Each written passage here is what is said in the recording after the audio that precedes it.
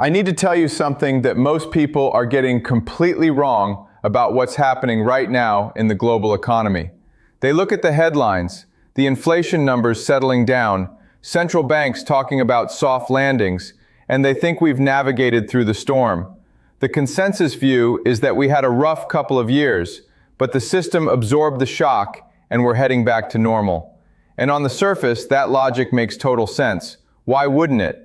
But here's where it gets interesting, and honestly, this completely flipped my understanding of how financial crises actually develop. What we're seeing right now is not the end of a crisis. It's the setup phase for something much larger. And the truly unsettling part is that this pattern is so familiar from history that once you see it, you can't unsee it. Let me walk you through exactly why the crisis I warned about last year is not behind us. It's still coming, and the timeline is tighter than most people realize. The pattern I'm talking about has a name in economic history. It's called the interval crisis, and it works like this. You have a major financial shock that creates immediate pain. Governments and central banks respond with overwhelming force, markets stabilize, everyone exhales, and then the real damage begins to compound underneath the surface while everyone's attention moves elsewhere. The 2008 financial crisis was not a single event. It was a sequence. Bear Stearns collapsed in March 2008. Markets panicked. The Federal Reserve intervened. Things calmed down for 5 months. And then Lehman Brothers imploded in September, and the entire global financial system nearly collapsed. That 5-month interval was not recovery. It was the eye of the storm. The same pattern appeared in the 1920s and 1930s. The initial crash in 1929 was severe, but most economists at the time thought the worst was over by early 1930. They were wrong. The real destruction came in the banking panics of 1931 through 1933, years after the initial shock. Here's the critical insight. Crises do not announce themselves with sirens. They build through structural accumulation of stress that remains invisible until the structure can no longer bear the weight. And right now, in late 2025, heading into 2026, we are in that interval. The initial shock already happened. The inflation surge, the interest rate shock, the regional banking failures, the commercial real estate stress, all of that already occurred.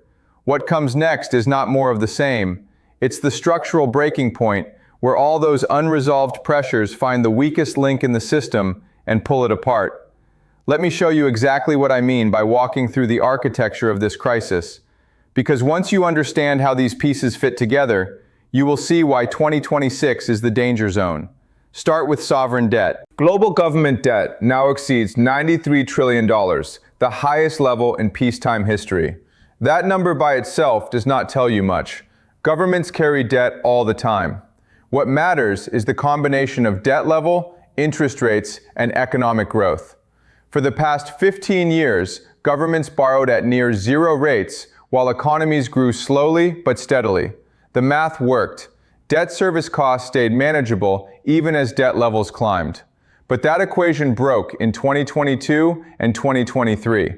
Interest rates surged to combat inflation. The United States now pays over $1 trillion annually just to service federal debt, more than it spends on defense. Japan spends 25% of its government revenue on interest payments. Italy spends 18%. These are not sustainable trajectories, and everyone in government finance knows it. Now layer on top of that the question of refinancing. Governments do not pay off debt, they roll it over. They issue new bonds to pay off old bonds. This works fine when interest rates are stable or declining.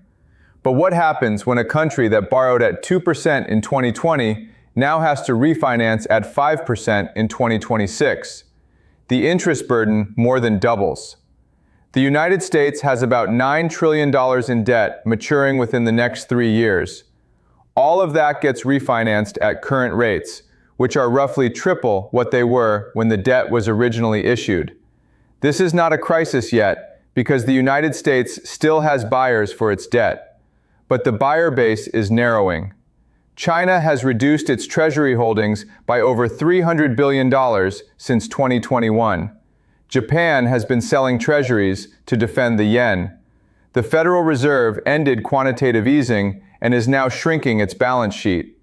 Who steps in to absorb the supply when the traditional buyers step back? That question has no comfortable answer.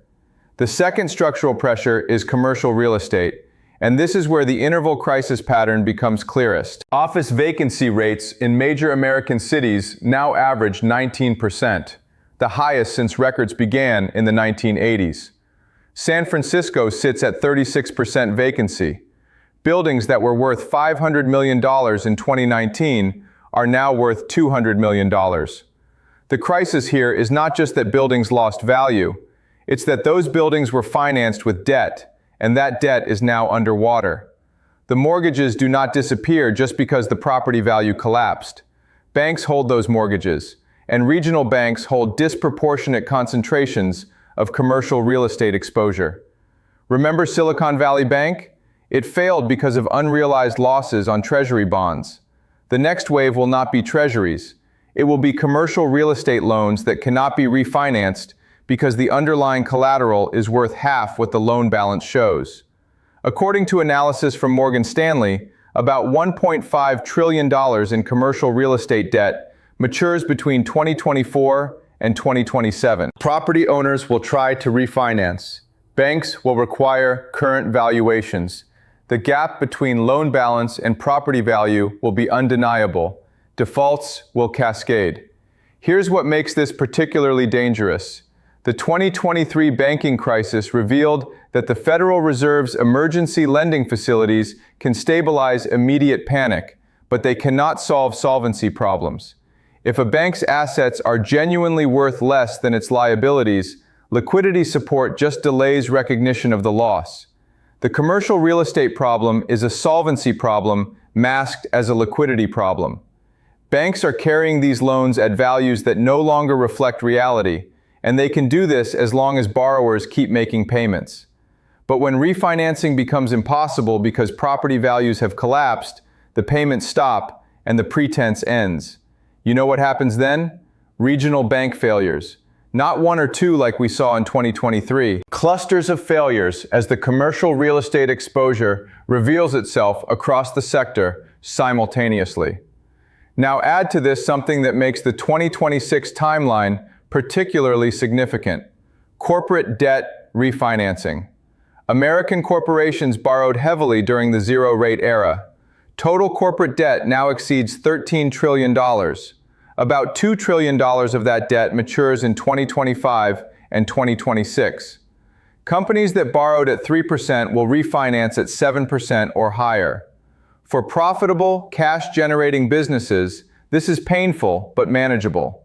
For companies that were marginal even at low rates, this is lethal. The zombie company phenomenon is real. These are businesses that generate just enough cash flow to service their debt, but not enough to grow, invest, or build resilience. At 3% rates, they survive. At 7% rates, they default.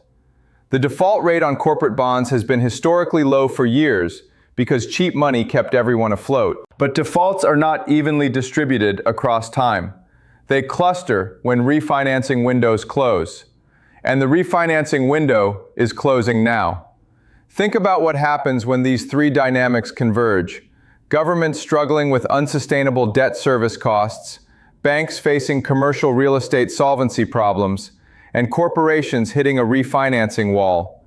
Individually, each of these is manageable. The system has mechanisms to handle isolated stress. But when they hit simultaneously, the mechanisms overload. Government fiscal capacity to bail out banks is constrained by their own debt service pressures. Central bank capacity to cut rates and provide liquidity is constrained by inflation concerns. Corporate capacity to refinance is constrained by bank reluctance to extend credit into deteriorating conditions. These are not separate dynamics, they interact. Economic weakness reduces tax revenue, increasing government deficits. Banking stress tightens credit conditions, increasing corporate defaults. Corporate defaults generate losses that hit bank balance sheets, amplifying banking stress. The cycle reinforces itself. Let me give you the historical parallel that should be keeping policymakers awake at night, because this is not theoretical. This is pattern recognition. In 1931, the Austrian bank Kreditanstalt collapsed. It was the largest bank in Austria, deeply interconnected with banks across Europe. The initial crisis seemed contained. The Austrian government intervened. Other central banks provided support. Markets stabilized for a few weeks. And then the contagion began. German banks, heavily exposed to Austrian debt, faced runs.